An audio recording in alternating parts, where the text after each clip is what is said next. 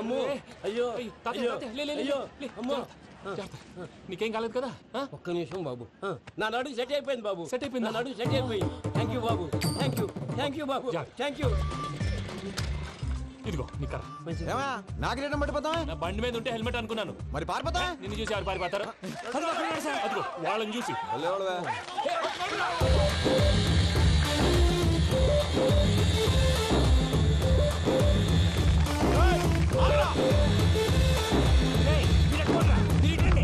నేను దూకేస్తాను, నేను రాను. నీకు నచ్చిన అబ్బాయి నుంచి పెళ్లి చేస్తాను, కిందికి రారా. ఇప్పుడు ఇలాగంటారు, కిందకి వచ్చాక మాట మారుస్తారు. నేను దూకేస్తాను, నేను దూకేస్తాను.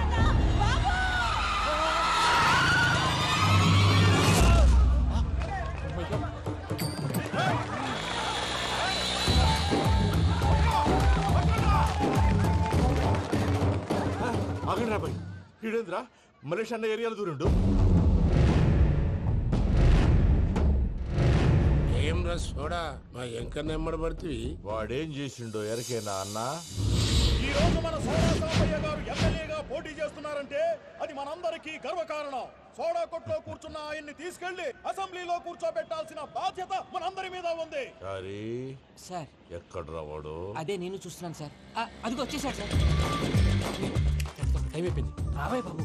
ఏం భయ అంత లేట్ చేసినావు? మోపే ట్రబుల్ ఇచ్చింది, అందుకే లేట్ అయింది. ఇగో చూడు, ఊకి అపోజిషన్ తిట్టుడే కాదు, నన్ను కూడా ఎలివేట్ చేయాలి అంటే పొగడాలి. మా పనే అది, కాకపోతే నాకు రాజకీయాలు తెలియవు. అవును సార్, అందుకే మీరు పాయింట్లన్నీ పేపర్ మీద పెట్టించారనుకో అన్న షూర్ అయిపోతాడు.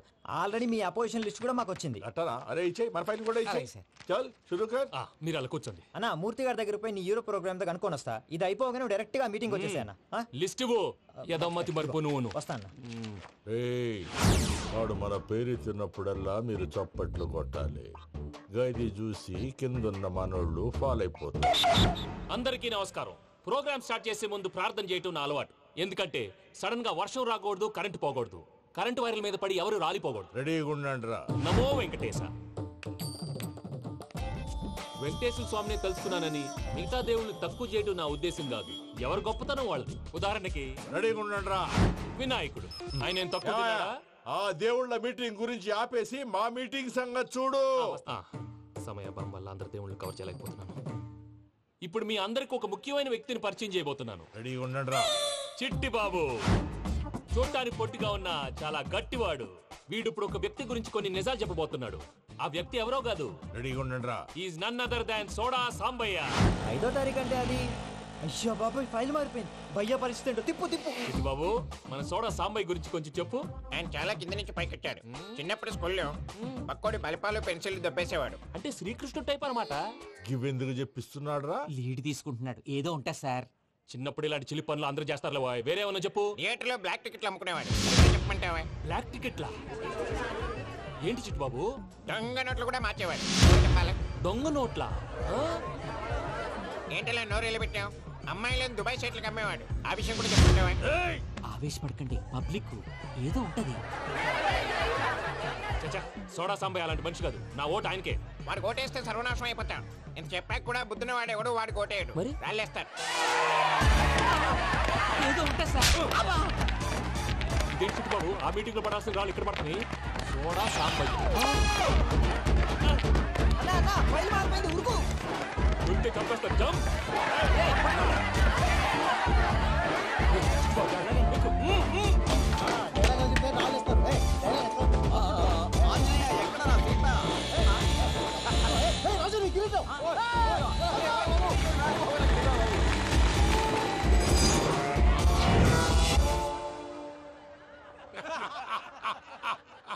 టోటల్ గా సోడా గ్యాస్ తీసేసిండన్నమాట.